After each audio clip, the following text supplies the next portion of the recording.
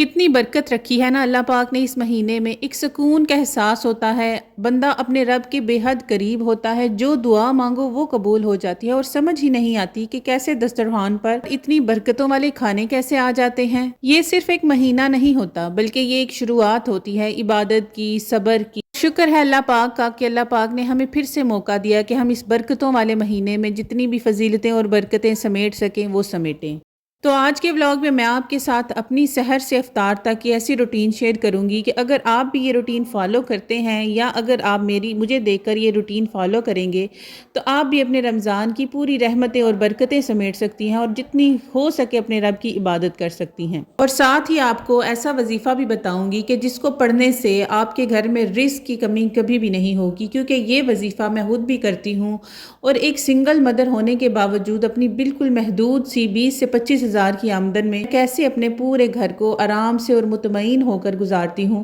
یہ آپ کو میں بتاؤں گی۔ تو ویڈیو کو سٹارٹ کرتے ہیں۔ السلام علیکم، کیا حال چال ہے اور کیسے ہیں سب؟ امید کرتی ہوں سب خیریت سے ہوں گے۔ الحمدللہ میں بھی ٹھیک ٹھاک ہوں۔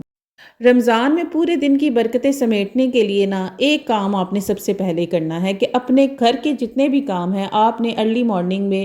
سحر کے بعد نماز کو ادا کرنے کے بعد کر لینا ہے، کیونکہ اس وقت سارے گھر کے فرد اٹھے ہوتے ہیں۔ تو آپ بھی کیا کریں کہ اس ٹائم پہ جتنے بھی آپ کے بستر وغیرہ سمیٹنے والے ہیں، جو بھی چیزیں سیدھی کرنے والی ہیں سب کو بولیں کہ اپنے اپنے بستر جھاڑ دیں، تاکہ آپ نے جتنے بھی گھر کے کام کرنے ہیں وہ آپ ایزیلی کر لیں۔ اور پھر جب آپ اٹھیں صبح اپنے ہسبینڈ کو یا بچوں کو اسکول وغیرہ بھیجنے کے لیے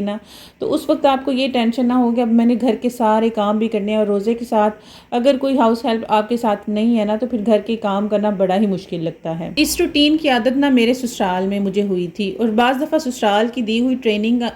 آپ کی اپنے گھر میں بڑی ہی کام آتی ہے۔ اس ٹائم پہ تو لگتا ہے کہ واقعی یہ سسرال والے ہم پر ظلم کر رہے ہیں، لیکن وہ ہمیں بڑا اچھا ٹرین کر رہے ہوتے ہیں کہ تاکہ کل کو ہم جب سیپریٹ ہوں تو اپنے گھر کے کاموں کو اور اپنے گھر کو بڑے ہی اچھے طریقے سے مینٹین کر سکیں۔ کیونکہ میں ایک ورک فرام ہوم جاب کرتی ہوں تو مجھے یہ کام جو ہیں وہ جلدی ہی کرنے ہوتے ہیں۔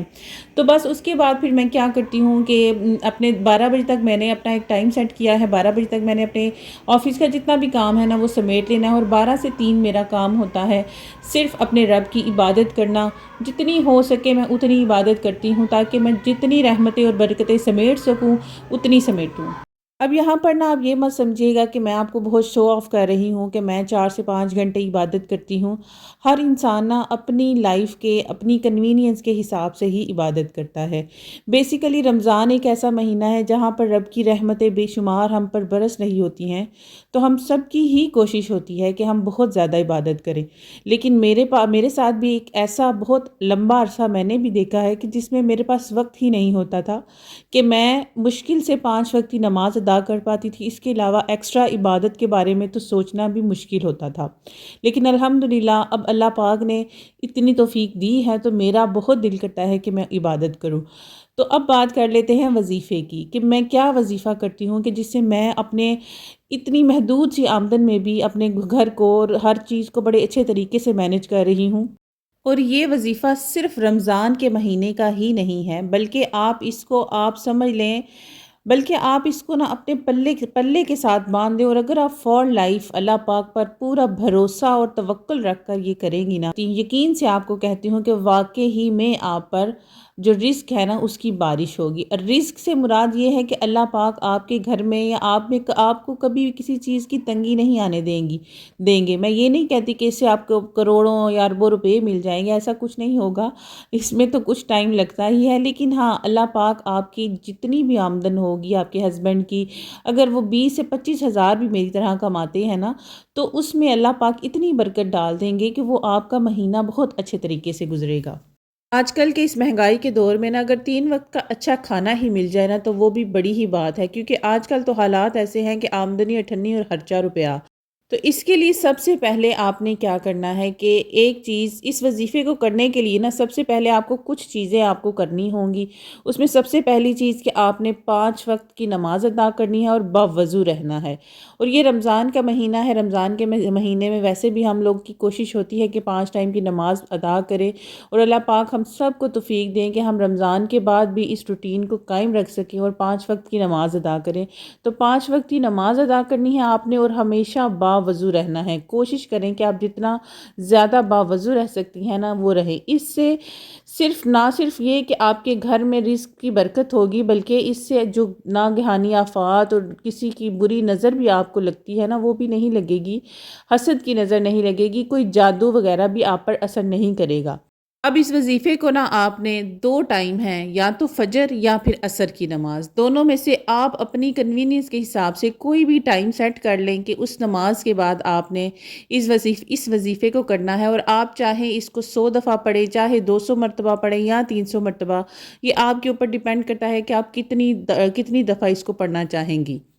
اب میری روٹین ہے کہ میں فجر کی نماز کے بعد نا اس وظیفے کو 300 دفعہ پڑھتی ہوں، اور یہ الحمدللہ جب سے میں اپنے گھر میں شفٹ ہوئی ہوں 1 سال ہونے والا ہے، اور 1 سال سے میں یہ پڑھ رہی ہوں، اور میرے اللہ پاک کا اتنا کرم ہے کہ مجھے بالکل محدود سی آمدن میں بھی نا میں اپنا گھر بھی چلا رہی ہوں، اور چھوٹی موٹی اپنی جو خواہشات ہیں نا ان کو بھی پورا کر رہی ہوں۔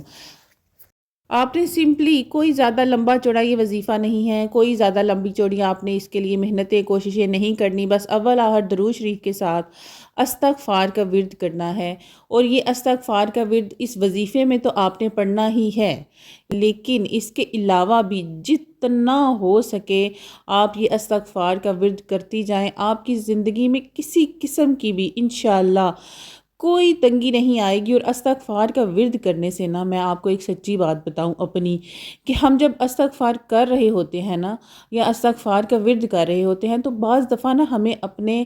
ایسے چھوٹے چھوٹے گناہ بھی یاد آتے ہیں کہ جو ہمیں لگتا ہے کہ یہ تو کوئی گناہوں میں سے گناہ ہی نہیں، اور پھر ہمیں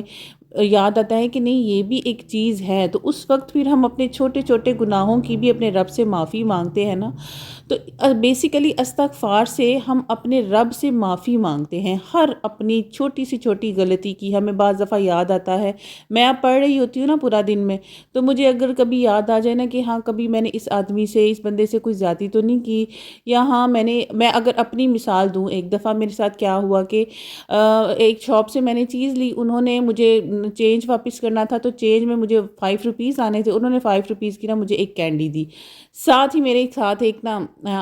کوئی اور بھی آنٹی کھڑی تھی، انہوں نے بھی پیسے لیے تو ان کو بھی انہوں نے کینڈی دے دی، لیکن مجھ سے کیا ہوا کہ میں نے وہ دونوں کینڈیز اٹھا لی اور اٹھا کے تو گھر آ گئی، لیکن مجھے اس کے بعد مطلب میرے مائنڈ میں نہیں رہا، اور میں نے اٹھا لی اور اٹھا کے آ گئی، تو بعد میں جب مجھے یاد ہے کہ میں تو ان کی بھی چیز لے آئی ہوں، تو پھر میرے مائنڈ میں آیا کہ یہ تو ایک میرے سے سمجھے کہ چوری ہو گئی، چاہے میں کرنا نہیں چاہتی تھی، انجانے میں ہی ہوئی لیکن ہو گئی۔ تو استغفار پڑھتے وقت جب مجھے یہ چیز مائنڈ میں آئی نا، تو میں نے اپنے اللہ سے اس اپنے نا ارادتاً کرتے ہوئے کیے جانے والے گناہ کی بھی نا معافی مانگی۔ تو یعنی کہ بیسیکلی نا استغفار سے ہم اپنے رب سے نا اپنے تمام گناہوں کی معافی مانگتے رہتے ہیں، اور آپ یقین کریں آپ جب پڑھتی جائیں گی نا تو اگر خدا نخواستہ ہم انسان ہیں اور انسان خطا کا پتلا ہے، اس سے کوئی نہ کوئی غلطی ہو ہی جاتی ہے، ہم فرشتے تو ہیں نہیں کہ ہم سے بالکل بھی کسی قسم کی کوئی غلطی ہو ہی نہ، تو اگر آپ یہ ورد کریں گی نا تو آپ اپنی نیچر کے اندر دیکھنا بہت ہی زیادہ پازیٹیو چینج لے کر آئیں گی، آپ خود کو بہت چینج کریں گی، بہت حد تک آپ اپنے آپ میں نا ایک بڑا سکون اور اطمینان پائیں گی۔ یہاں پر نا باتوں ہی باتوں میں دیکھیں میں نے اپنی افطار کے لیے نا پیزا ریڈی کر لیا۔ آج میرے بچوں کی فرمائش تھی کہ پہلا روزہ ہے ماما تو ہم نے پیزا ہی کھانا ہے، میں نے کہا چلو ٹھیک ہے میں آپ کے لیے آج پہلا روزہ ہے تو پیزا ہی بناؤں گی۔ پیزا بنایا، پیزا کے لیے وہی ساری انگریڈینٹس، اور اب ہر بندے کو ہی بنانا آتا ہے، اور اگر آپ کو نہیں بنانا آتا تب بھی آپ یوٹیوب سے ویڈیو لے کر دیکھ سکتے ہیں، ہزاروں چینلز ہیں اور ہزاروں ٹیوٹوریلز بھی مل جائیں گے۔ یہاں پر میں نے ایک پکوڑا مکس جو ہے وہ ریڈی کر کے رکھا ہوا تھا، اس میں ساری چیزیں ایڈ کر کے بس میں نے اس کو کیا کیا ہے پانی ڈالا ہے، اور پانی ڈال کے اس کو ایک بیٹر سا بنا لوں گی، اور یہاں ساتھ ہی نا میں تھوڑے سے نا پکوڑے بھی سمجھیں کہ فرائی کر لوں گی۔ یہ پیزا بنانے کے لیے جو چیز ہے نا یہ میں نے 3000 کی نا ہول سیل جو ہمارے جاننے والے تھے کوئی، ان سے میں نے پرچیز کی تھی، لیکن اس کا ٹیسٹ واقعی ہی میں بہت ہی اچھا ٹیسٹ تھا، میں ڈر رہی تھی کہ پتہ نہیں کیسا ٹیسٹ ہوگا۔ اور یہاں پر نا آلو میں نے آلریڈی کاٹ کے نا تو پانی میں ڈال کے نا فریج میں رکھ دیے تھے تاکہ یہ کالے نہ ہوں، تو بس ساتھ ساتھ اب میں ان کو بھی فرائی کروں گی، ساتھ ساتھ میرا جب تک پیزا ریڈی ہو رہا تھا نا تو ساتھ ساتھ تب تک میں نے اپنے جو یہ آلو کے قتلے ہیں نا ان کو بھی فرائی کر لیا۔ اور یہ ٹائم ایسا ہوتا ہے کہ افطاری کی نا افرا افرا تفری ہوتی ہے، ویسے میری کوشش ہوتی ہے کہ میں نا 3 بجے تک جب میں اپنے اذکار سے فری ہو جاؤں نا، تو اس کے بعد میں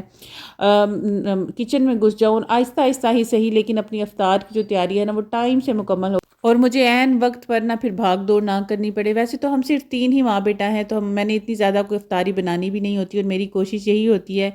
کہ بالکل تھوڑی سی کوئی بھی فرائیڈ آئٹم بناؤں اور باقی ساتھ میں نا ان کو کھانا ہی دوں، سالن اور روٹی بناؤں اور وہی بچے کھائیں۔ تو میں صرف فرائیڈ آئٹم میں نا 1 یا 2 چیز بناتی ہوں، یا صرف اتنی کہ بچوں کو نا حصے سے صرف یا 2 یا 3 آئیں، اس سے زیادہ بچوں کو نہ ملے۔ یہ دیکھیں میرا پیزا کتنا اچھا بغیر اوون کے میں نے بیک کیا ہے، اور بغیر اوون کے ہی اس کو میں نے اب سیکنڈ پیزا بھی میں نے اس کے اندر رکھ دیا ہے، ایک بیک ہو گیا تھا، دوسرا میں نے رکھ دیا، اور باقی دیکھیں میں نے اپنے کچن کو سارا کلین کر دیا ہے، اور ہاتھ کے ہاتھ برتن بھی دھل گئے۔ تو بس جی آج کے ولاگ کے لیے اتنا ہی، امید کرتی ہوں آپ کو میرا آج کا ولاگ پسند آیا ہوگا۔ پسند آیا تو میرے چینل کو سبسکرائب، ویڈیو کو لائک اور شیئر کرنا مت بھولیے گا۔ دعاؤں میں یاد رکھیے گا، انشاءاللہ میں بھی آپ کو دعاؤں میں یاد رکھوں گی۔ اللہ حافظ۔